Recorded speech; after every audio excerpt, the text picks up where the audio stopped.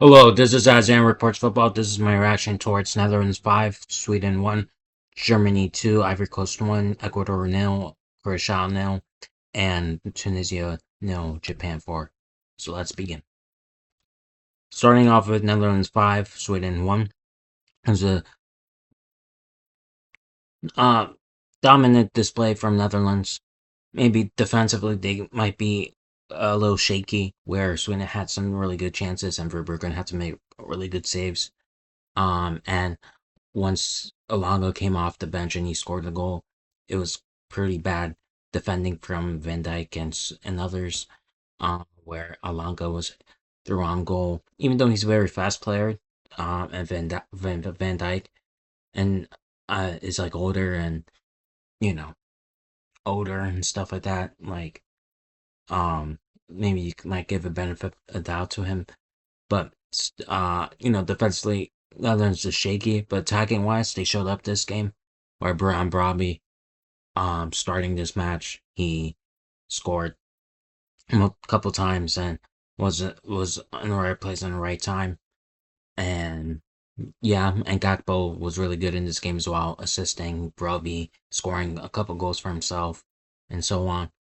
And Somerville coming off the bench and making it 5-1, and he had a really and he him so far he has had a good tournament so far, and maybe try and get a move out of West Ham since they got relegated. So, yeah, this so it was a very impressive display from the Netherlands against Sweden, and this really much secures their place in the knockouts, and they're going to have Tunisia on the final day, which should be a very easy win for them. And hopefully for them, Japan messes up against Sweden and they'll be able to get the first place in Group F. But we'll have to wait and see for that. And then regarding Sweden, attacking wise, they weren't bad. Isak had some chances, Jokers had chances, Ivory had chances, and stuff like that. But Verbruggen really make some good saves. But defensively, they're very bad. And this game shown why they're defensively bad. But I do think that Sweden and Japan game will be really fun to watch. And yeah. Next is Germany 2, Ivory Coast 1. This game really shows why Undaf has to start. Um, and Nagelsmann should really start him for the Ecuador game, since Germany secured their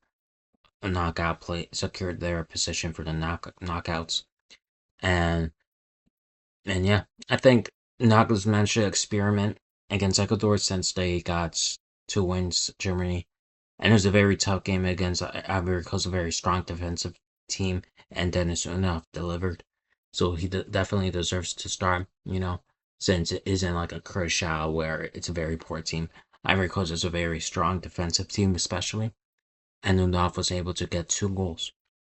And Amiri, when he also came off the bench, I'm not saying Amiri should start, but he delivered a really good cross to Undaf to make it 1-1. And then Nemanja, who's having really good tournament so far, um, did a really good assist pass through to Undaf to find a winner to make it 2-1. And yeah, so Nagelsmann should start Undaf against Ecuador if I was in issues. I don't know if he will, um, since they secure position for the knockouts and most likely first place.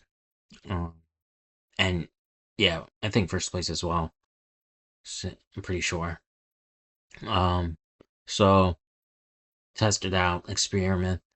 If Unop doesn't really do well against Ecuador, who are like literally very strong defensive team in the tournament, the strongest you could argue. Um, if he doesn't perform, maybe use him as a super sub. But if he does perform against a very strong defensive team like Ecuador, then you should start him throughout the tournament, in my opinion. And then regarding Ivory Coast, they had at the very end of the game, Andingra was so dumb for not shooting. He instead took a touch, and then he ruined the chances because Nicola Pepe did really well with to make the Ivory Coast have a 3-on-2 against Germany, and then he passed it to Adingra, and Adingra ruined it by taking that touch, and that would have made it 2-2 for the game. But Adingra is a low confidence player in my opinion. He's not really a good player in my opinion in general, but it just shows that he has low confidence in himself. But yeah, but I do think Ivory Coast is still going to be fine. I think they'll get second in this group since they have Kershaw on the final day, and I think their attackers like Amad Diallo and Diomande will help them win against Kershaw. And they're not like Ecuador where their attack is horrible. So yeah. Next is Ecuador nil, Kershaw nil. I was watching the game. Ecuador had so many chances, and the goalkeeper for Kershaw was really good. But this Ecuador attack is like so mediocre. Defensively, midfield wise, they're solid. They're really good, especially defensively. But attacking wise, you're still relying on Ener Valencia, and plus their wingers aren't that good with Yeboah and Angulo. It's like they need like that at least one superstar attacker. Since they have one superstar midfielder in Caicedo, superstars in defense, they at least need you know a superstar in attack, but they just don't. So and then regarding Kershaw, after they got destroyed 7-1 against Germany, they kept a clean sheet, and I'll think they'll take that definitely. Finally, Tunisia nil, Japan 4. This was the 1000th World Cup game, and so that was pretty interesting. And Japan absolutely outclassed Tunisia.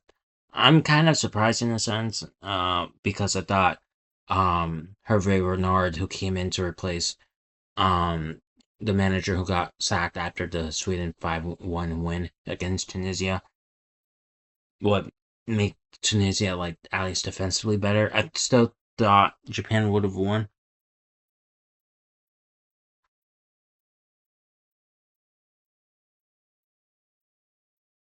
Um,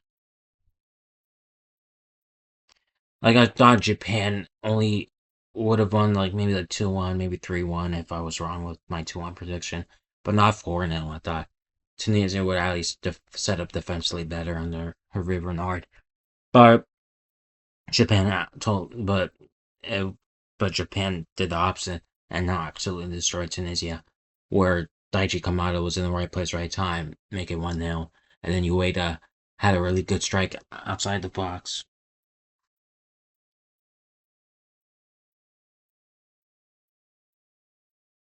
And Ueda had a really good strike outside the box. And then Ito made it 3-0 through on goal. And then 4-0 was a really nice looping header from Ueda to get his second goal in this game. And yeah, for Japan, it's a really good win for them. Um, we'll see what happens against Sweden for them though. Where that might be a very close encounter. But at least for them, Sweden lost against the Netherlands, so they only have 3 points. Sweden, Japan has 4 points since they got a draw against Netherlands and then the win against Tunisia, obviously. So, 4 points might be enough for them to, if they do mess up against Sweden, 4 points is enough for them to secure knockouts, and they're like the best, uh, like one of the best third place teams in this tournament. So yeah, hopefully you like this video, subscribe to this channel, and thank you very much.